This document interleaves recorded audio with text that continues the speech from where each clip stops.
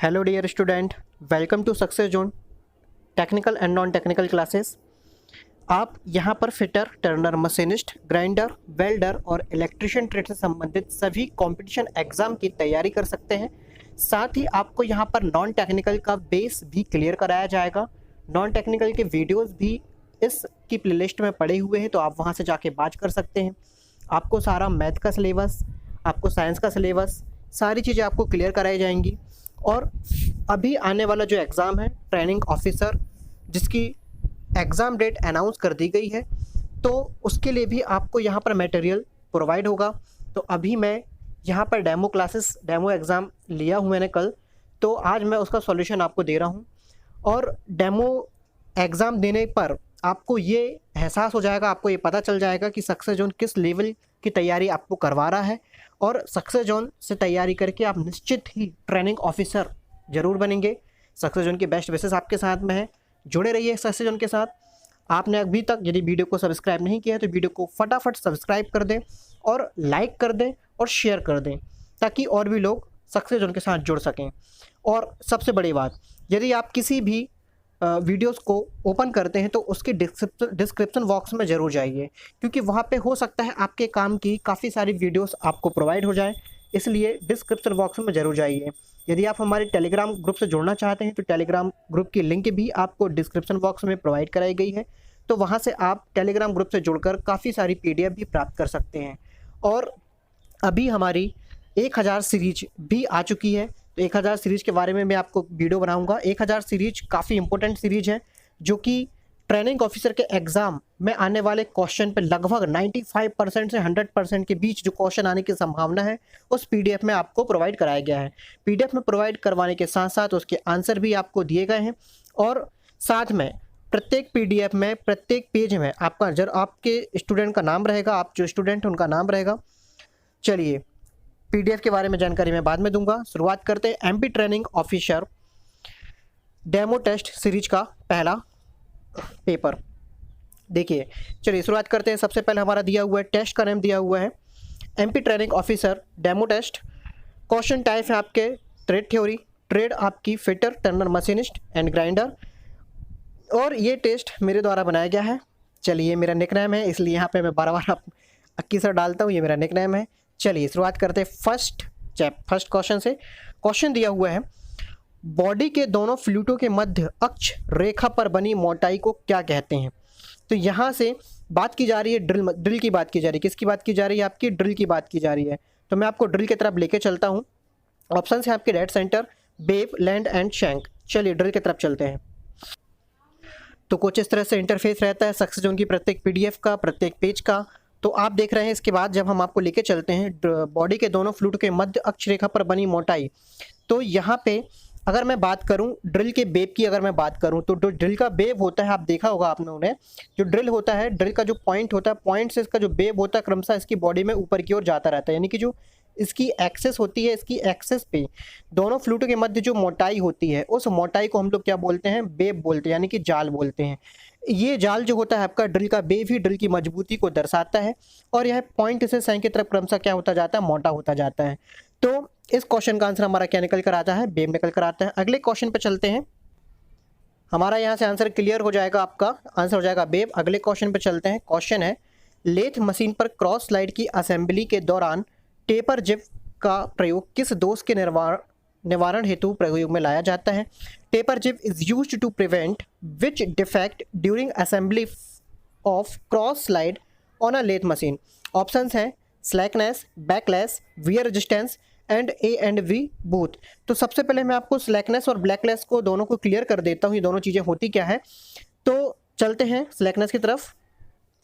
तो यहाँ पे मैंने आपको क्रॉस स्लाइड का एक मेमो बनाया हुआ आप देख रहे हैं वहाँ पे क्रॉस स्लाइड पे। तो क्रॉस स्लाइड पे जब आप देखते हैं तो क्रॉस स्लाइड में जो क्रॉस स्लाइड का जो एक एरिया होता है, एक साइड के एरिया में, एक साइड के एरिया में हम लोग टेपर जिप को फिट करते हैं। ये टेपर जिप क्यों फिट की जाती है? टेपर जिप फिट की जाती है चूँकि लगातार पार्ट के चलने से क्रॉस स्लाइड के डॉफ्टिल फिटिंग में घिसाव होता है। क्या होता है? घिसाव होता है। जब भी फ्रेंड्स कोई भी दो मशीनी पार्ट आपस में मूव करते हैं तो उनके बीच में फ्रिक्शन होता है, और फ्रिक्शन होने के कारण पार्ट में घिसाव होता है। घिसाने के कारण कहीं ना कहीं उनमें क्लियरेंस उत्पन्न होता है, और इसी क्लियरेंस को हम लोग नाम देते हैं स्लैकनेस का। इसको नाम क्या देते हैं हम लोग? स्लैकनेस का नाम देते हैं, क्योंकि जो स्लैकनेस होती है, स्लैकनेस के कारण आपकी जो स्लाइड्स होती हैं वो स्लाइड्स आपकी प्रॉपर वे पे नहीं चल पाती हैं, प्रॉपर उनकी परिशुद्धता नहीं रहती है, जिससे जॉब की एक्यूरेसी काफ़ी प्रभावित होती है। तो इसलिए हम लोग किसका प्रयोग करते हैं? टेपर जिब का प्रयोग करते हैं। टेपर जिब आप देख रहे हैं यहाँ पे, मैंने क्रॉस लाइन पे, आप देखेंगे क्रॉस लाइन पे मैंने यहाँ पे एक छोटा सा मार्क बना के रखा हुआ है, ये टेपर जिब का मार्क होता है। टेपर जिब का उपयोग करने से विशेष बात ये रहती है हमारे पास कि अगर ये पार्ट घिसता है तो हमारी जो टेपर जिब होती है, इस टेपर जिब को हम लोग क्या कर लेते हैं? निकाल के दूसरी टेपर जिब को क्या कर सकते हैं? डाल सकते हैं। और दूसरी बात ये, यहाँ पे मैंने आपको लिखा हुआ है, आगे मैं बताने वाला हूँ आपको। क्या होता है कि जो हमारा टेलस्टॉक होता है, जो हमारी क्रॉस लाइट होती है, क्रॉस लाइट को बदलना काफ़ी महंगा काम होता है और काफ़ी मुश्किल काम भी होता है। तो इसके लिए हम लोग किसकी एक टेपर जिब लगाते हैं? पीतल की एक टेपर जिब लगाते हैं, जिसको क्रॉस लाइट के साइड में लगे एलन स्क्रू द्वारा क्या किया जाता है? समायोजित किया जाता है, यानी कि एडजस्ट किया जाता है। तो क्रॉस लाइट की जो साइड में जो समायोजन स्क्रू होते हैं, अगर मैं डॉवटेल फिटिंग के यहाँ पे फिगर बनाता हूँ तो ये डॉवटेल फिटिंग होती है। इस टाइप से आपकी क्रॉस लाइट होती है। क्रॉस लाइट के साइड में यहाँ पे टेपर जिब लगाई जाती है, और ये टेपर जब आपकी किसकी होती है? पीतल की होती है। ठीक है, इसके साइड में एलन स्क्रू लगे हुए थे। इन एलन स्क्रू का काम क्या होता है? जैसे जैसे आपकी घर्षण के कारण क्लियरेंस बढ़ता जाएगा, वैसे वैसे हम लोग इस एलन स्क्रू को यहाँ से टाइट करते जाएंगे और आपकी जो टेपर जब है वो आगे की ओर मूव करती जाएगी। इससे क्या होता है कि इससे स्लैकनेस की समस्या नहीं आती है। अब दूसरी बात ये होती है कि जो बैकलेस होता है, बैकलेस क्या होता है? तो जो हमारी क्रॉस लाइट होती है, क्रॉस लाइट का जो स्पिंडल होता है, क्रॉस लाइट के स्पिंडल को लगातार मूव करने के कारण स्पिंडल की जो थ्रेड होती है वो क्या हो जाती है? घिस जाती है। और जिसके कारण से कई बार क्या होता है कि क्रॉस लाइट के हम लोग फॉरवर्ड तो लेके जाते हैं, लेकिन बैकवर्ड जब हम उसको लेकर आते हैं तो एक या दो चूड़ी घुमाने पर भी आपका जो क्रॉस लाइट है वो पीछे की ओर नहीं आता है। इस दोष को बैकलेस कहा जाता है। इस बैकलेस के दोष को दूर करने के लिए एक स्प्लिट नट होता है, जिसको हम लोग क्या करते हैं? टाइट करते हैं।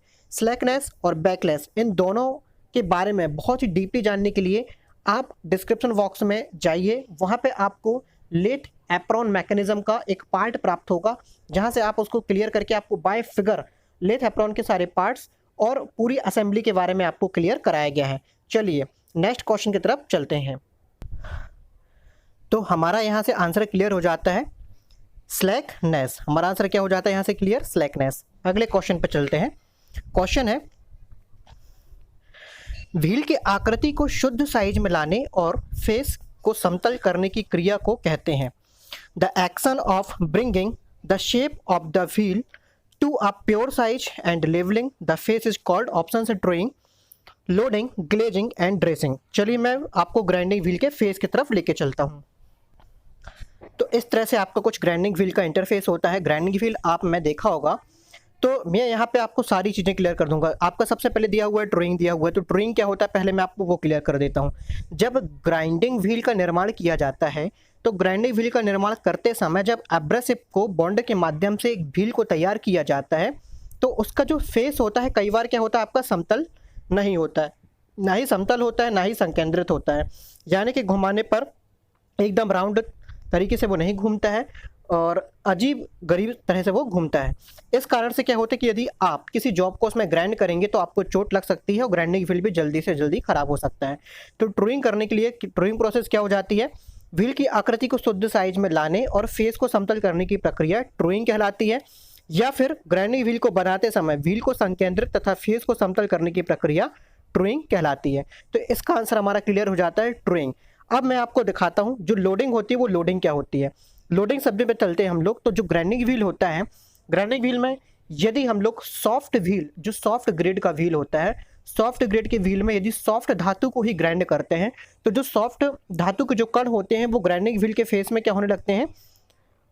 लोड होने लगते हैं, भरने लगते हैं। इस प्रोसेस को हम लोग कौन सी प्रोसेस बोलते हैं? लोडिंग बोलते हैं। यानी कि ग्राइंडिंग व्हील में कण भर रहे हैं, ग्राइंडिंग व्हील में कण भर रहे हैं मतलब ग्राइंडिंग व्हील काफ़ी भारी हो रहा है। भारी होने का मतलब होता है उसमें ग्राइंडिंग व्हील में जो धातु के कण हैं वो लोड हो रहे हैं। तो लोड होने के कारण इस प्रोसेस का नाम दिया जाता है लोडिंग। अगली बात है जो ग्लेजिंग होती है वो ग्लेजिंग क्या होती है? तो ग्लेजिंग के बारे में भी आपको समझा देता हूँ। यदि हार्ड ग्राइंडिंग व्हील के हार्ड ग्रेड वाले ग्राइंडिंग व्हील में यदि आप हार्ड धातु को ही ग्राइंड करते हैं तो आपका जो ग्राइंडिंग व्हील का जो फेस होता है जिसमें आपके काफ़ी सारे कर्तन कोरें होती हैं, वो कर्तन कोरें क्या हो जाती हैं? घिस जाती हैं और फेस आपका एकदम आईने की तरह चमकने लगता है। अर्थात ग्राइंडिंग व्हील के फेस का चमकदार हो जाना या ग्राइंडिंग व्हील के जो पार्टिकल्स होते हैं, एब्रेसिव पार्टिकल्स होते हैं, उनका घिस जाना क्या कहलाता है? ग्लेजिंग कहलाता है। तो अब आप देखते हैं लोडिंग और ग्लेजिंग केवल दो आपके क्या होते हैं? ग्राइंडिंग व्हील के दोष होते हैं। ग्राइंडिंग व्हील का एक और दोष होता है ग्रूविंग। ग्राइंडिंग व्हील का एक और दोष के बारे में आपको बता देता हूँ, क्लियर कर देता हूँ। क्या होता है कि कई बार आप लोग क्या करते हैं, ग्राइंडिंग व्हील के केवल फेस तरफ ही आप लोग क्या करते हैं, ओनली ग्राइंडिंग करते जाते हैं, जिसके कारण ग्राइंडिंग व्हील का जो सेंटर वाला पार्ट है, फेस का जो सेंटर वाला पार्ट है, वो अंदर की ओर धंसता जाता है, क्योंकि वहाँ के एब्रेसिव निकलते जाते हैं और साइड वाला जो फेस होता है वो ज़्यादातर ग्राइंड नहीं होता है। इस दोष का नाम है ग्रूविंग। कई बार हम लोग साइड से भी ग्राइंडिंग करते हैं, तो साइड से ग्राइंडिंग करने के कारण भी ग्रूविंग दोष उत्पन्न होता है। अब आपके लोडिंग और ग्लेजिंग, इन दोनों दोषों को दूर करने के लिए हम लोग एक प्रोसेस करते हैं और उस प्रोसेस का नाम है ड्रेसिंग। ड्रेसिंग प्रक्रिया एक स्टिक होती है, एब्रेसिव स्टिक होती है, या फिर डायमंड ड्रेसर होता है, या फिर व्हील ड्रेसर होता है, स्टार ड्रेसर होता है। इनके माध्यम से हम लोग क्या करते हैं? ड्रेसिंग करते हैं। किसी वीडियो में आपको इसको जरूर क्लियर करवाऊंगा मैं। तो यहाँ से हमारा आंसर क्या हो जाता है? Clear, truing. अगले क्वेश्चन की तरफ चलते हैं। आंसर हमारा यहाँ से ट्रूइंग क्लियर हो जाता है। अगला क्वेश्चन है हमारा, ज्वलन के दौरान बाष्पीकृत खालिस्तान के धूम क्रिया द्वारा स्टोनवेयर पाइपों में ग्लेजिंग पाया जाता है। Glazing is a found in stoneware pipes by spitter action of evaporation during ignition. Options हैं सिल्वर पेंट के कारण, कॉमन सॉल्ट के कारण, सोडियम कार्बाइड के कारण, या फिर कैल्शियम क्लोराइड साल्ट के कारण। तो आपकी जो ज्वलन प्रक्रिया होती है, कई बार क्या होता है, जो हमारे स्टोनवेयर पाइप होते हैं जिनका प्रयोग मैक्सिमम ज़मीन में करते हैं, तो स्टोनवेयर जो पाइप होते हैं, स्टोनवेयर पाइप को जब हम लोग क्या करते हैं, जोड़ते हैं, तो जोड़ने की प्रक्रिया के कारण इसमें एक ग्लेजिंग उत्पन्न होती है। ग्लेजिंग क्यों उत्पन्न होती है? क्योंकि जो कॉमन साल्ट होता है, कॉमन साल्ट का हम लोग वहाँ पर प्रयोग करते हैं। कॉमन साल्ट के जलने के कारण एक धुआं निकलता है और धुआं से इसमें क्या हो जाती है? इसमें ग्लेजिंग आ जाती है। अगला क्वेश्चन की तरफ चलते हैं। क्वेश्चन है हमारा नेक्स्ट, निम्नलिखित में से किस चक्र का प्रयोग मुख्य रूप से मास प्रोडक्शन में किया जाता है? Which of the following chuck is mainly used in mass production? Options हैं collet chuck, combination chuck, magnet chuck, या फिर न्यूमेटिक चक्र। तो मैं आपको सबसे पहले मास प्रोडक्शन के बारे में एक बात क्लियर कर देना चाहता हूँ। आप सभी मास प्रोडक्शन के बारे में जानते हैं। मास प्रोडक्शन क्या होता है? जब किसी कारखाने में किसी एक ही उत्पाद का बहुत ही अधिक मात्रा में क्या होता है? उत्पादन होता है। एग्जाम्पल की अगर हम लोग बात करते हैं, जैसे कि आप लोग जो गाड़ियाँ लेते हैं, कोई भी गाड़ियाँ ले लें, आप चाहे होंडा की गाड़ी ले लें या फिर हीरो की गाड़ियाँ ले लें, तो आपने देखा होगा एक जैसे ही मॉडल की काफ़ी सारी गाड़ियाँ आपको शोरूम में दिखाई देती हैं या फिर आपको रोड में चलते हुए दिखाई देती हैं। तो वो एक प्रकार से मास प्रोडक्शन की प्रक्रिया के तहत ही बनाई जाती है। तो मास प्रोडक्शन में क्या होता है, कई बार मास प्रोडक्शन में हमको कार्य को बहुत ही जल्दी करना होता है, समय को हमको क्या करना होता है? बचाना होता है। तो फिर सबसे ज़्यादा जो समय लगता है वो होता है जॉब को पकड़ने में और जॉब को उतारने में। तो इसके लिए अगर हम लोग कॉलेट चक्र का प्रयोग करेंगे तो हमको बार बार हाथ के प्रयोग से जॉब को पकड़ना पड़ेगा। कॉम्बिनेशन चक्र का प्रयोग करेंगे, कॉम्बिनेशन चक्र का मुख्य प्रयोग किया जाता है कॉपिंग जॉब के लिए। मैग्नेटिक चक्र का प्रयोग किया जाता है पतले जॉबों के लिए। लेकिन जो न्यूमेटिक चक्र होता है, न्यूमेटिक चक्र बाय एयर ऑपरेटेड होता है, जिसके कारण से हमको बिल्कुल भी मैनुअल पावर लगाने की आवश्यकता नहीं होती है। सीधे एयर के माध्यम से, न्यूमेटिक के माध्यम से, कंप्रेसर के माध्यम से हम लोग किसी जॉब को होल्ड करते हैं बहुत ही जल्दी से और किसी जॉब को उतार भी लेते हैं बहुत ही जल्दी से। तो यहाँ से हमारा आंसर क्या हो जाएगा? न्यूमेटिक चक्र। अगले क्वेश्चन की तरफ चलते हैं। क्वेश्चन है, इंजन में पावर आवेगों को शिथिल करने के लिए प्रयुक्त है। Used to relax power engine in engines. Option से क्लच, गियर बॉक्स, कपलिंग, या फिर फ्लाई व्हील। तो यहाँ पे काफ़ी सारे स्टूडेंट को ये समस्या थी कि ये क्वेश्चन जो है थोड़ा सा समझ से परे है। ये एमपी ट्रेनिंग ऑफिसर में लास्ट जो एग्ज़ाम हुआ था उस एग्ज़ाम में टर्नर ट्रेन में पूछा गया क्वेश्चन है। तो आप देखेंगे इसमें कि use to relax power engine, अर्थात जब इंजन जो होता है हमारा, मान के चलो ये हमारा इंजन होता है और ये हमारा गियर बॉक्स होता है। तो आपने देखा होगा इंजन से गियर बॉक्स तक पावर को हम लोग एक शाफ्ट के माध्यम से क्या करते हैं? ट्रांसमिट करते हैं। अब ये शाफ्ट के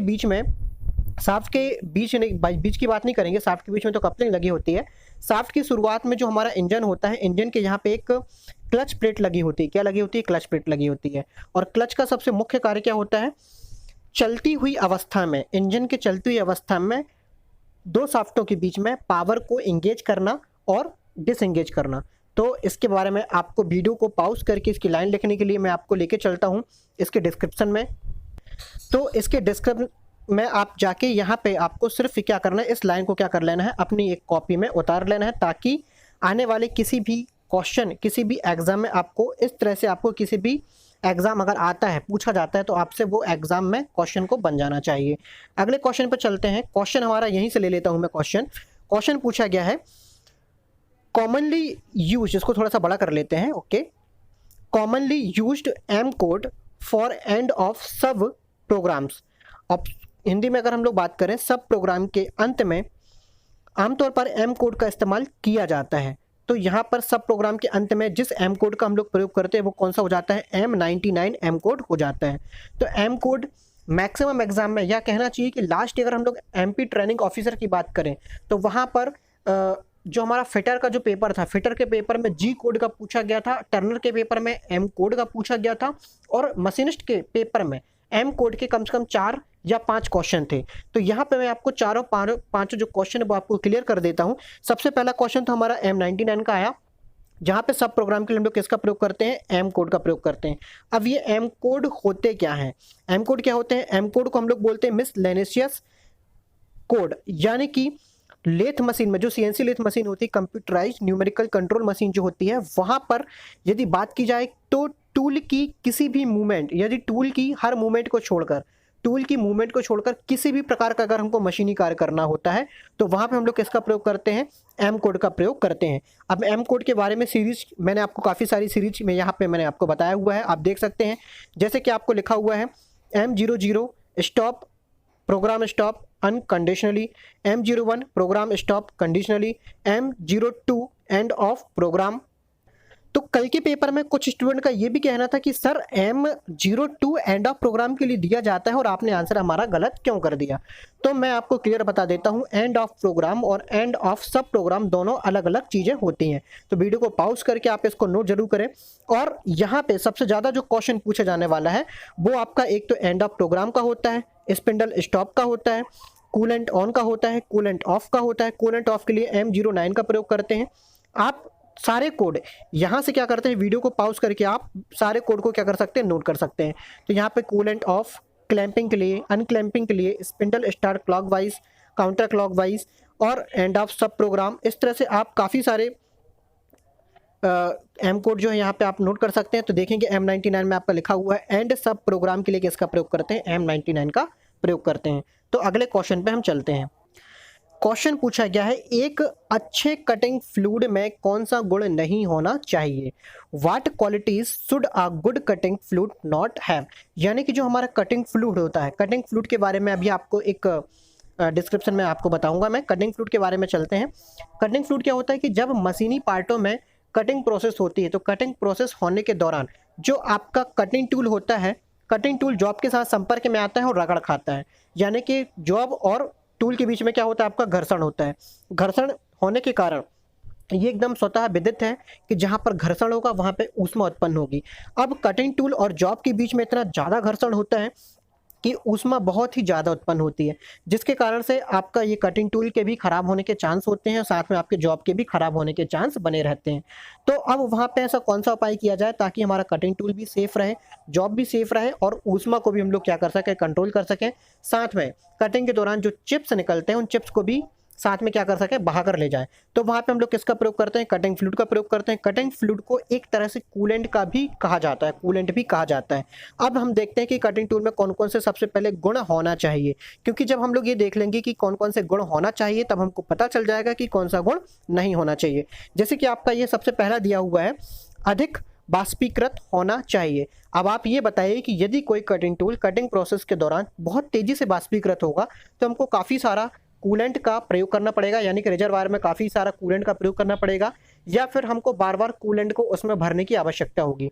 तो आपका ये गुण नहीं होना चाहिए, यानी कि आपका जो अच्छा कटिंग फ्लूइड होता है उसको बहुत ही जल्दी बाष्पीकृत नहीं होना चाहिए, काफ़ी समय पश्चात बाष्पीकृत होना चाहिए, या कहना चाहिए कटिंग फ्लूइड का जो फ्लैश पॉइंट होता है वो काफ़ी उच्च होना चाहिए। अब इसके बीच में ये तो हमारा आंसर क्लियर हो गया, ये हमारा आंसर है इस क्वेश्चन का। आगे हम लोग देख लेते हैं, इसके प्रयोग से मशीनों व वर्कपीस के बीच में जंग नहीं लगना चाहिए। यदि कटिंग फ्लूइड का प्रयोग करते समय कार्यखंड और जॉब के बीच में यदि जंग लगती है तो आपका कटिंग फ्लूइड खराब है। तो कटिंग फ्लूइड में ये गुण होना चाहिए कि जो आपका जॉब होता है और जो आपका टूल होता है उसके बीच में आपस में मूविंग वर्क करते समय, ऑपरेशन वर्क करते समय किसी भी प्रकार का जंग नहीं लगना चाहिए।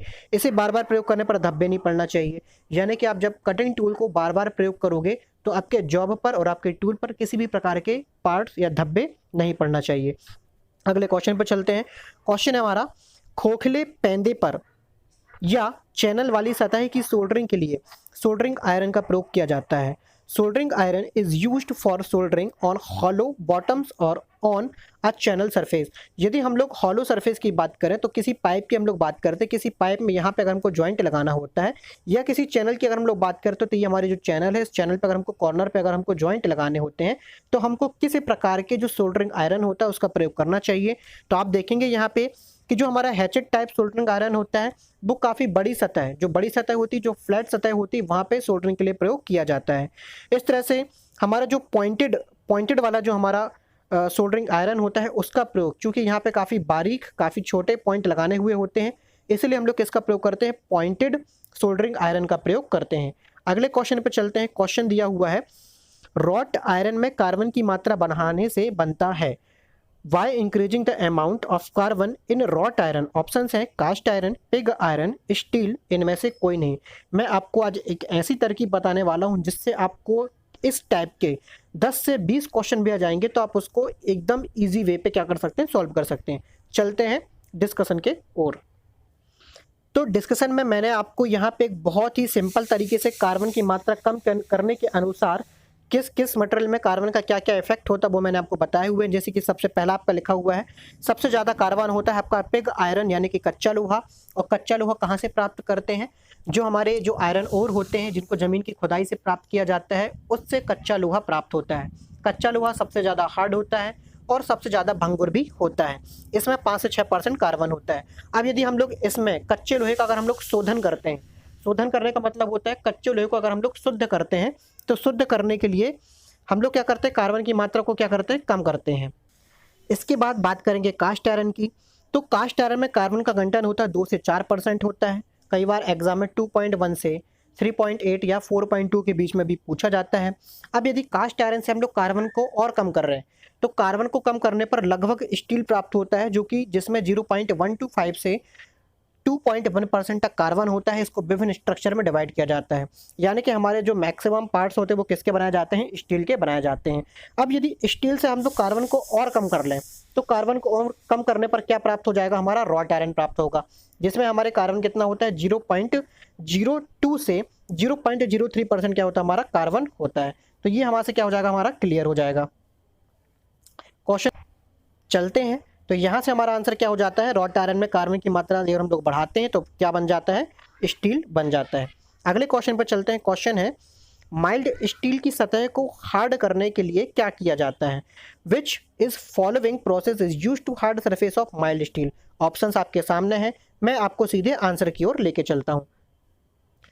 एक और मुख्य बात, यदि आपको स्क्रीन में शब्द जो होते हैं काफ़ी अच्छे से दिखाई नहीं देते हैं तो आप उसको लैंडस्केप मोड में करके जरूर देखें, ताकि आपको पूरा वीडियो और पूरे क्वेश्चन, सारे क्वेश्चन आपको एकदम क्लियर समझ में आ जाए। चलिए, स्टील जिसमें कार्बन की मात्रा कितनी होती है, 0.15% से क्या होती है, कम होती है, उसको हम लोग हार्डनिंग और टेम्परिंग नहीं कर सकते हैं। हार्डनिंग और टेम्परिंग नहीं की जा सकती, तो फिर क्या की जा सकती है, क्योंकि कई बार क्या होता है, कुछ ऐसे पार्ट होते हैं जिन पे हमको सतह, बाहर की जो सतह होती है उसको हार्ड रखना होता है और अंदर की सतह को क्या रखना होता है, मुलायम रखना होता है। जैसे कि आपकी गक्कड़ बाटी जो होती है, बाटी की बाहरी सतह क्या होती है, हार्ड होती है, जबकि आंतरिक सतह क्या होती है, आपकी एकदम मुलायम होती है। तो इस प्रोसेस को करने के लिए जिस विधि का प्रयोग किया जाता है उसे हम लोग क्या बोलते हैं, सरफेस हार्डनिंग बोलते हैं। अब ये सरफेस हार्डनिंग तो मैंने आपको समझा दिया क्या होता है, किसी दिन आपको वीडियो में इसके बारे में कंप्लीट किया करूंगा।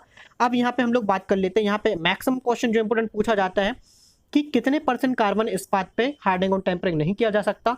तो 0.15% से कम कार्बन इस्पात पे बिल्कुल भी हार्डनिंग टेम्परिंग नहीं किया जा सकता, या कहना चाहिए कि जो लो कार्बन स्टील होता है या फिर जो हमारा माइल्ड स्टील होता है उस पर बिल्कुल भी हार्डनिंग और टेम्परिंग प्रक्रिया नहीं कर सकते हैं। तो कौन सी प्रक्रिया करते हैं, सरफेस हार्डनिंग प्रोसेस करते हैं। सरफेस हार्डनिंग की मुख्य रूप से 4 विधियां होती हैं, टोटल 5 विधियां होती हैं। इन चारों के बारे में आपको क्लियर कर देता हूं यहाँ पे। पहला है आपका केस हार्डनिंग, दूसरा नाइट्राइडिंग, तीसरा फ्लेम हार्डनिंग और चौथा है आपका इंडक्शन हार्डनिंग। अब यहाँ पे कुछ लोगों का ये भी कहना है कि सर साइनाइडिंग भी होता है। बिल्कुल मैं मानता हूँ साइनाइडिंग भी होता है, लेकिन मैंने यहाँ पे नोट लिखा हुआ है, नोट पे आप थोड़ा सा गौर करेंगे। साइनाइडिंग एक जहरीली प्रोसेस होती है, जहरीली सरफेस हार्डनिंग प्रोसेस होती है, इसीलिए इसे शामिल नहीं किया जाता है। चलिए अगले क्वेश्चन पर चलते हैं। यहाँ से हमारा आंसर क्लियर हो जाता है। यहाँ से हमारा आंसर क्या हो जाएगा? केस हार्डनिंग हमारा आंसर हो जाएगा। केस हार्डनिंग, यहाँ से हमारा आंसर क्लियर हो जाता है। अगले क्वेश्चन की तरफ चलते हैं। क्वेश्चन है हमारा, थ्री-जा चक पर लगे बेवल पिनियन का निर्माण किस धातु से किया जाता है? What metal is made of bevel pinion mounted on the three jaw chuck, यानी कि जो हमारा थ्री-जा चक होता है, जिसे हम लोग सेल्फ सेंटरिंग चक के नाम से भी जानते हैं, जिसका प्रयोग लेथ मशीन में जो समान आकृति वाले जॉब होते हैं उनको पकड़कर टर्निंग करने के कार्य में किया जाता है, उसे हम लोग थ्री-जा चक और सेल्फ सेंटरिंग चक भी बोलते हैं। सेल्फ सेंटरिंग चक में जो आपका बेवल पिनियन होता है, एक छोटा सा बेवल पिनियन होता है, वो बेवल पिनियन आपका किस मेटेरियल का बनाया जाता है? तो यहाँ पे आपका आंसर क्लियर हो जाना चाहिए। आपका जो बेवल पिनियन होता है वो आपका हाई कार्बन स्टील का बनाया जाता है। किसका बनाया जाता है? हाई कार्बन स्टील का। चलिए मैं आपको थ्री-जा चक से संबंधित थोड़ी सी बातों और बताना चाहता हूँ। तो जो थ्री-जा चक होता है, थ्री-जा चक में लगा जो बेवल पिनियन होता है, बेवल पिनियन आपके क्राउन व्हील के साथ अटैच होता है। क्राउन व्हील में एक आपका रिंग गियर होता है जिसके साथ आपका बेवल पिनियन अटैच होता है, जो कि रिंग गियर को घुमाता है। रिंग गियर के घूमने से आपका क्राउन व्हील घूमता है, और क्राउन व्हील के घूमने से आपका जो क्राउन व्हील में स्क्रॉल थ्रेड होती है, तो काफ़ी ज़्यादा इंपॉर्टेंट क्वेश्चन है ये कि आपकी थ्री-जा चक में कौन सी थ्रेड होती है? थ्री-जा चक में आपकी कौन सी थ्रेड होती है? स्क्रॉल थ्रेड होती है, जिसमें क्या होते हैं? जबड़े अटैच होते हैं और एक साथ क्या होते हैं? चलते हैं। क्राउन व्हील आपका एलॉय स्टील का बनाया जाता है। तो काफ़ी सारी चीज़ें यहाँ से आपकी क्लियर हो रही हैं। बहुत ही इंपॉर्टेंट है ये आपके लिए, इसको जरूर नोट करें, क्योंकि मैक्सिमम एग्जाम में ये क्वेश्चन पूछा जाता है कि जो थ्री-जा चक में थ्रेड होती है वो कौन सी थ्रेड होती है आपकी? तो स्क्रॉल थ्रेड होती है। चलिए स्क्रॉल थ्रेड क्या होती है, किसी दिन वीडियो में आपको पूरा एकदम A to Z क्लियर कराऊंगा। क्वेश्चन पूछा गया है कि निम्नलिखित में से कौन सा एक ठोस लुब्रिकेंट का सर्वोत्तम उदाहरण है? और ये लास्ट पूछा जाए, अगर बात की जाए तो लास्ट ईयर की अगर हम लोग बात करें तो ये DRDO में भी ये क्वेश्चन पूछा जा चुका है। DMRC में लगातार 3 से 4 बार ये क्वेश्चन पूछा जा चुका है। LMRC में भी ये क्वेश्चन पूछा जा चुका है। साथ ही MPPGCL 2018 के क्वेश्चन पेपर में भी ये क्वेश्चन पूछा जा चुका है। ऑर्डिनेंस फैक्ट्री में भी ये क्वेश्चन, मतलब कहना चाहिए कि ये जो क्वेश्चन है सॉलिड लुब्रिकेंट, ये जो सॉलिड लुब्रिकेंट का जो हमारा क्वेश्चन ये मैक्सिमम एग्जाम में पूछा गया है। साथ में आपके जो सेमेस्टर वाइज क्वेश्चन होते हैं, सेमेस्टर वाइज क्वेश्चन में जो आपका 4th सेमेस्टर होता है वहां पर भी आपका ये क्वेश्चन कई बार एग्जाम में पूछा जा चुका है। तो ठोस लुब्रिकेंट की अगर हम लोग बात करें तो ऐसे लुब्रिकेंट जो कि बिल्कुल भी क्या होते हैं? ठोस होते हैं, ना ही वो बहते हैं ना ही वो दबते हैं, वो आपके ठोस लुब्रिकेंट कहलाते हैं। जो कि पावर हैमर, जहाँ पे पावर हैमर या पावर प्रेस होती है वहां पर इनका प्रयोग किया जाता है।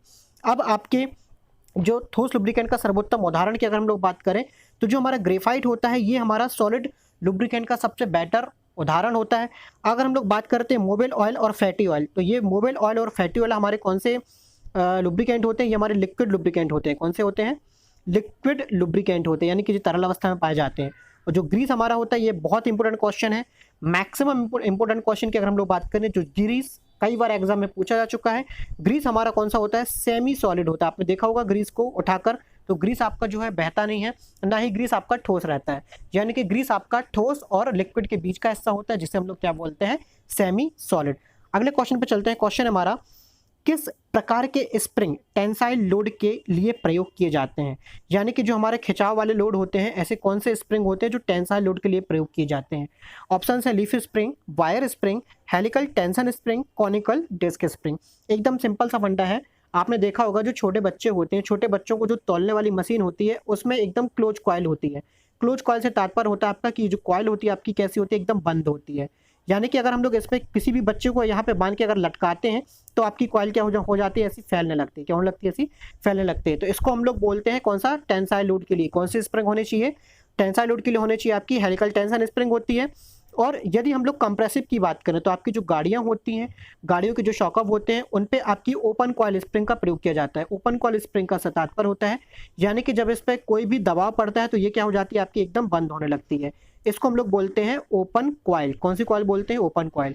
तो कंप्रेसिव स्ट्रेंथ के लिए किसका प्रयोग किया जाता है? आपका हेलिकल कंप्रेसिव स्प्रिंग का प्रयोग किया जाता है। अगले क्वेश्चन पे चलते हैं। क्वेश्चन हमारा, स्टील में अधिक कोबाल्ट मिलाने से वह बन जाता है। Adding more cobalt to steel makes it. Option है स्थायी चुंबक, अस्थायी चुंबक, भंगुर या फिर सॉफ्ट। स्टील में यदि हम लोग कोबाल्ट मिलाते हैं, लगभग 28% यदि हम लोग कोबाल्ट मिलाते हैं तो स्टील आपका क्या बन जाता है? स्थायी चुंबक बन जाता है। अगला क्वेश्चन है हमारा, एक माइक्रोमीटर में नेगेटिव एरर की बात की जा रही है। एक माइक्रोमीटर में नेगेटिव एरर 0.03 mm है और वह 25.52 दर्शा रहा है। इसकी सही माप यानी कि जो हमारा सही माप है, जो एग्जैक्ट जॉब की जो सही माप है वो कितनी होगी, इसके लिए मैं आपको सीधे फार्मूले पे लेके चलता हूँ। आपके सामने ये फार्मूला है, इस फार्मूले पे थोड़ा सा गौर करना है। देखा मैंने, सही माप बराबर होता है रीडिंग माप यानी कि जो माइक्रोमीटर माप रहा है, माइनस प्लस। माइनस मैंने ऊपर लिखा है, प्लस मैंने नीचे लिखा। उसका कारण क्या है मैं आपको जस्ट बताने वाला हूँ। माइनस को मैंने ऊपर इसलिए लिखा हुआ है क्योंकि माइक्रोमीटर में यदि पॉजिटिव एरर होती है तो उसको हम लोग क्या करते हैं, मुख्य रीडिंग से घटा देते हैं। यदि आपकी माइक्रोमीटर में नेगेटिव एरर होती है तो उसको हम लोग मुख्य रीडिंग में क्या करते हैं, जोड़ देते हैं। उसको हम लोग ने क्या किया, यहाँ पे नोट करके रखा हुआ है। तो आप देखेंगे कि 25.52 हमारी रीडिंग की माप है, जबकि 0.03 mm नेगेटिव एरर है। कौन सी एरर है हमारी, नेगेटिव एरर है। तो नेगेटिव एरर को हम लोग क्या करते हैं, जोड़ते हैं। नेगेटिव एरर को हम लोग क्या करते हैं, जोड़ते हैं। तो जोड़ने पर हमारा आंसर कितना आ जाएगा आपका 25.55। तो आंसर हमारा यहाँ से क्लियर हो जाएगा। हमारा आंसर क्या आ जाएगा यहाँ से 25.55। अगले क्वेश्चन पे चलते हैं। क्वेश्चन है, थ्रेड कटाई मिल साइकिल के लिए आमतौर पर जी कोड का इस्तेमाल किया जाता है।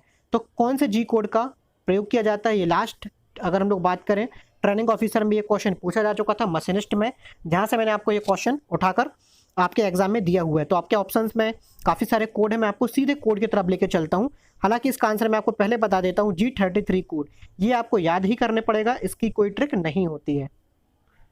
तो यहाँ पे मैंने आपको बताया है function program of CNC machine, G code.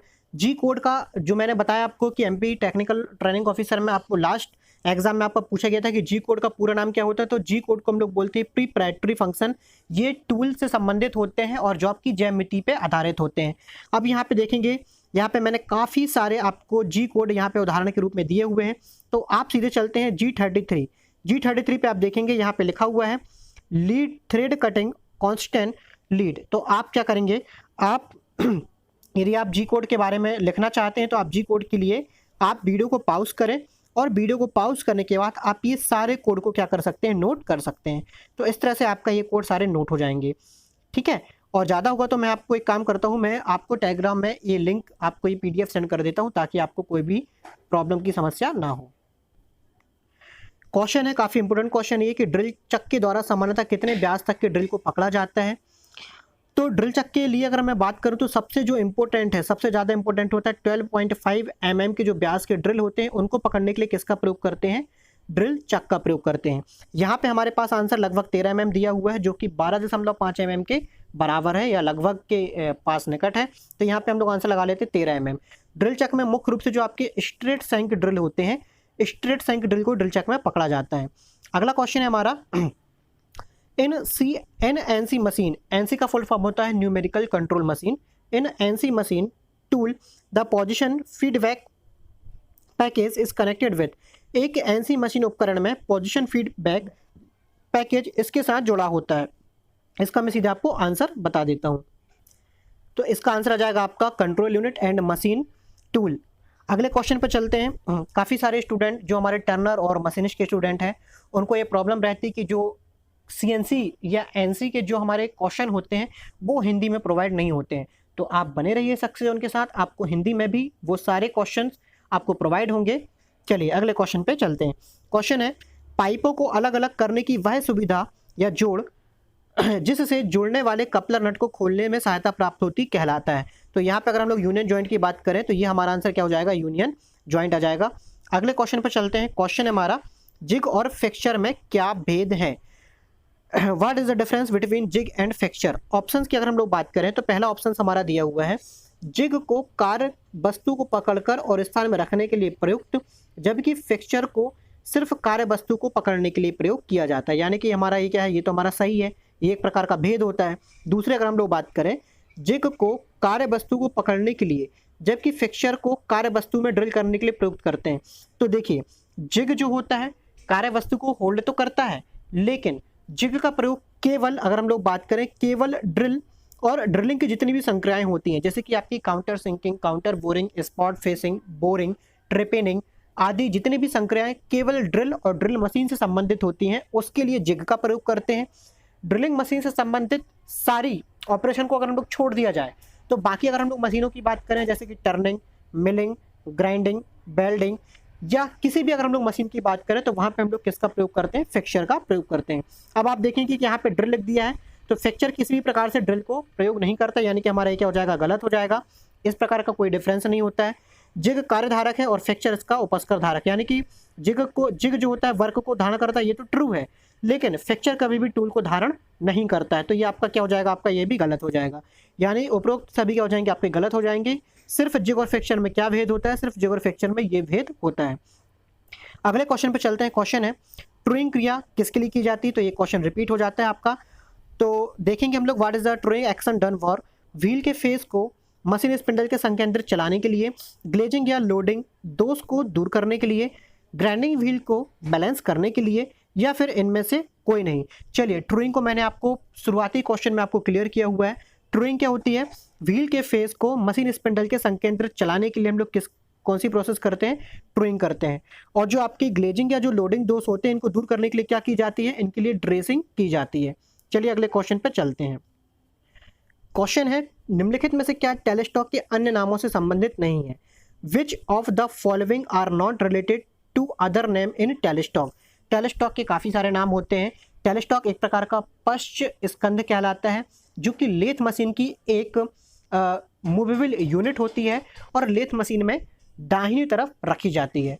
टेलीस्टॉक को हम लोग लूज हेड स्टॉक भी कहते हैं, टेलीस्टॉक को पपेट हेड भी कहते हैं, लेकिन टेलीस्टॉक को लेग हेड बिल्कुल भी नहीं कहते। यानी कि हमारा आंसर क्या हो जाएगा यहाँ से, लेग स्टॉक टेलीस्टॉक को नहीं कहा जाता है।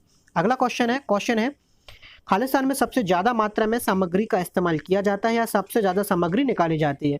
The highest amount of material is used in option से लेपिंग, सुपर फिनिशिंग, हॉर्निंग या बफिंग। तो यहाँ पे मैं आपको बात बता देता हूँ। जो हॉर्निंग होती है, हॉर्निंग में सबसे अधिक मात्रा में क्या किया जाता है, मटेरियल निकाला जाता है। हॉर्निंग में मशीनिंग अलाउंस भी सबसे ज़्यादा होता है। अगले क्वेश्चन पे चलते हैं। क्वेश्चन है पारंपरिक लेथ में बैक गियर का उपयोग किया जाता है। Traditional centre lathe use back gear. Options हैं गति घटाने वाला, उपरोक्त में से कोई नहीं, गति बढ़ाने वाला, या फिर स्पीड ब्रेकर। तो आपका जो लेथ बैक गियर होता है, लेथ बैक गियर के लिए भी आपको डिस्क्रिप्शन बॉक्स में लिंक प्रोवाइड है, बैक गियर मैकेनिज्म। तो आपको लेथ मशीन में एकदम बेसिकली फंडामेंटल जितनी भी आपके स्पीड के जो भी आपके काम होते हैं, जो भी आपके पावर ट्रांसमिशन के वर्क होते हैं, उनकी सारी लिंक मैंने आपको वीडियो के डिस्क्रिप्शन बॉक्स में प्रोवाइड कराई हुई है। आप वहाँ से जाकर इनको वॉच करें, ताकि आपको बिल्कुल भी लेथ मशीन के किसी भी टॉपिक में किसी भी प्रकार का आपको डाउट ना हो। अगले क्वेश्चन पे चलते हैं। क्वेश्चन हमारा इन CNC मशीन उपकरण, इन CNC machine tool the part programme enter into the computer memory. CNC machine उपकरण में कंप्यूटर मेमोरी में एंटर किया गया प्रोग्राम है। यदि हम लोग CNC मशीन की एक विशेषता ये होती है, CNC मशीन में यदि हम लोग एक बार किसी प्रोग्राम को क्या कर देते हैं, एंटर कर देते हैं, किसी भी प्रोग्राम को एंटर यदि कर दिए, तो उस प्रोग्राम को क्या किया जा सकता है, बार बार यूज किया जा सकता है। उसी प्रोग्राम को हम लोग बार बार यूज कर सकते हैं। अगला क्वेश्चन है लेथ मशीन पर कर्तन के दौरान किस भाग द्वारा सिंगल पॉइंट कटिंग टूल को एक सीमित अनुदैर्ध्य फीड प्राप्त होती है। तो सीमित अनुदैर्ध्य फीड कब प्राप्त होगी, जब किसी चीज का वे एकदम निर्धारित होगा। तो किस चीज का वे सबसे ज्यादा निर्धारित होता है, तो आपने देखा होगा लेथ मशीन में जो आपका क्रॉस स्लाइड होती है, इस क्रॉस स्लाइड के ऊपर क्या होती है, क्रॉस स्लाइड के ऊपर आपकी कंपाउंड रेस्ट होती है और कंपाउंड रेस्ट के ऊपर आपकी टॉप स्लाइड होती है। टॉप स्लाइड, इस टॉप स्लाइड को केवल यहां से लेके यहां तक ही क्या किया जा सकता है, मूव किया जा सकता है, इससे ज्यादा नहीं। तो इसकी जो गति होती है सीमित अनुदैर्ध्य होती है। तो इसका आंसर क्या हो जाएगा, हमारी कंपाउंड स्लाइड। कंपाउंड स्लाइड का टॉप स्लाइड वाला मूवमेंट होता है। अगला क्वेश्चन है निम्नलिखित में से क्या एक हेडस्टॉक के कार्य से संबंधित नहीं है। Which one of the following is not related to working of headstock. यानी कि जो हमारा हेडस्टॉक होता है, निम्नलिखित में से कौन सा कार्य नहीं करता है। तो देखिए, मुख्य मोटर से जॉब में ऊर्जा संचारित करता है, तो बिल्कुल करता है। जॉब होल्डिंग डिवाइस की स्थिति के लिए प्रबंध करता है, तो ये बिल्कुल करता है। जॉब होल्डिंग डिवाइस की स्थिति के लिए प्रबंध बिल्कुल करता है, क्योंकि जो हमारी टेपर नोज होती है स्पिंडल की, वो जॉब को होल्ड करने के लिए जो चक लगाए जाते हैं वहाँ पे माउंट किए जाते हैं। सॉफ्ट गियर और लीवर की मदद से अलग अलग चाल प्रदान करता है, तो बिल्कुल हेडस्टॉक के माध्यम से हम लोग लेथ मशीन के स्पिंडल को विभिन्न गतियों पर चला सकते हैं, लेकिन बदले जाने वाले जॉब में मजबूत आधार प्रदान ये नहीं करता है। अगले क्वेश्चन पर चलते हैं। क्वेश्चन है फ्लक्स किस अवस्था में प्रयोग नहीं किया जाता है। तो जो फ्लक्स होते हैं, फ्लक्स का प्रयोग वेल्डिंग, ब्रेजिंग और सोल्डरिंग प्रोसेस में जितने भी ऑक्साइड होते हैं, धातु की सतह में जो ऑक्साइड होते हैं, उन धातु की सतह से ऑक्साइड को हटाने के लिए हम लोग किसका प्रयोग करते हैं, फ्लक्स का प्रयोग करते हैं। तो फ्लक्स लिक्विड फॉर्म में भी होते हैं, पाउडर फॉर्म में भी होते हैं, लेकिन गैसी फॉर्म में नहीं होते हैं। तो इसका जो हमारा आंसर हो जाएगा वो क्या हो जाएगा, गैस फॉर्म में फ्लक्स नहीं होते हैं। अगला क्वेश्चन है, चक्र कार्य को स्वतः संकेंद्रित कर लेता है तथा अपनी यथार्थता लंबे समय तक कायम रखता है। चक्र concentrate the work automatically and maintain its accuracy for a long. Option है मैग्नेटिक चक्र, कॉम्बिनेशन चक्र, थ्रीजा चक्र या फिर कॉलेट। तो जो कॉलेट चक्र होता है, कॉलेट चक्र जॉब को स्वतः संकेंद्रित कर लेता है और लंबे समय तक अपनी परिशुद्धता को क्या करता है, कायम रखता है। तो इस प्रकार से आपका ये जो पेपर था, ये आपका पेपर क्लियर होता है। थोड़ी सी बात कर लेते हैं 1000 MCQ के बारे में। तो सक्सेस जोन द्वारा एक 1000 MCQ बनाई गई है जो कि फिटर, टर्नर, मशीनिस्ट और ग्राइंडर ट्रेड के लिए सबसे ज़्यादा यूजेबल है। यहाँ पे आप देखेंगे कि 1000 जो मोस्ट इंपोर्टेंट क्वेश्चन है आपके कहाँ पे, MP training officer, BHEL, SAIL, DRDO, OFRC, ISRO, MES, NTPC, NHFC, NFC, DMRC, LMRC, MMRC, HAL, MPPGCL, WPPDCL और जितने भी आपके टेक्निकल कॉम्पिटिटिव एग्जाम होते हैं वो सब में हम लोग इन 1000 क्वेश्चन पे जो क्वेश्चन दिए गए हैं वहाँ से क्वेश्चन आपको पूछे जाते हैं। चाहे तो आप किसी भी एग्जाम पेपर को उठा के आप हमारी सीरीज से कंपेयर कर सकते हैं। आपको किसी भी एग्जाम में लगभग 90 से 95% तक आपको क्वेश्चन उसमें प्रोवाइड हो जाएंगे। तो ये सक्सेस जोन की बेस्ट गाइड है जो कि आप लोगों के लिए बहुत ही समय से तैयार की जा रही है और ये लगभग 3 साल का एक्सपीरियंस है जो कि मैंने आपको इस PDF में दिया हुआ है। यहाँ पे मैंने आपको सक्सेस जोन के बारे में कुछ जानकारी भी प्रोवाइड करवाई हुई है और कुछ लिंक प्रोवाइड कराई हुई है जहाँ पे आप जैसे ही लिंक को क्लिक करेंगे, जैसे कि अगर हम यूट्यूब को क्लिक करेंगे तो यूट्यूब से आप डायरेक्ट क्या कर सकते हो, डायरेक्ट आप उस पेज पे जा सकते हो। और आगे अगर हम लोग बात करें तो कुछ इस तरह से हमारा जितने भी हमारे जो स्टूडेंट हैं हमारे सक्सेस जोन क्लासेस से वो हमारे जो सिलेक्ट हुए हैं उनकी फ़ोटो और साथ में कुछ DRDO फर्स्ट ईयर जिन्होंने क्रॉस किया है, प्रैक्टिकल एग्जाम देकर आए हुए हैं और ऑर्नेस फैक्ट्री अप्रेंटिस में भी सिलेक्शन के बारे में भी बताया गया है। साथ ही आप देखेंगे कि आपको इस PDF में टोटल इंग्लिश और हिंदी में क्या प्रोवाइड कराए गए हैं, क्वेश्चन प्रोवाइड कराए गए हैं और ये क्वेश्चन आपके पूरे 1000 क्वेश्चन आपके इंग्लिश और हिंदी दोनों में प्रोवाइड कराए गए हैं। प्रत्येक PDF के पेज में, PDF के प्रत्येक पेज में स्टूडेंट का नाम लिखा जाएगा ताकि इसकी स्पैमिंग को रोका जा सके, क्योंकि PDF का आदान प्रदान बहुत ही ज़्यादा मात्रा में हो जाता है और PDF का आदान प्रदान ज़्यादातर नहीं करना चाहिए क्योंकि एक प्रकार का अपराध होता है। तो इस तरह से आप लोग PDF का स्पैमिंग ना करें। और आप लोग की पर्सनल PDF के लिए हमने यहाँ पे आपको क्या करके रखा है, आपका नाम यहाँ पे हमने डाल के रखा हुआ है। जैसे कि आपका एक एग्जाम्पल है पलाश राव। चलिए, तो अगर आप इस PDF को खरीदना चाहते हैं तो PDF को खरीदने के लिए आपको इस डिस्क्रिप्शन बॉक्स में आपको नंबर प्रोवाइड है, उस पर आप व्हाट्सअप कर सकते हैं, संपर्क कर सकते हैं, वहाँ से आप PDF को प्राप्त कर सकते हैं। अगर आपको हमारी वीडियो अच्छी लगती है तो आप उसको लाइक ज़रूर करें, सब्सक्राइब करें ताकि आने वाले वीडियो आपको प्राप्त हो सके। नमस्कार।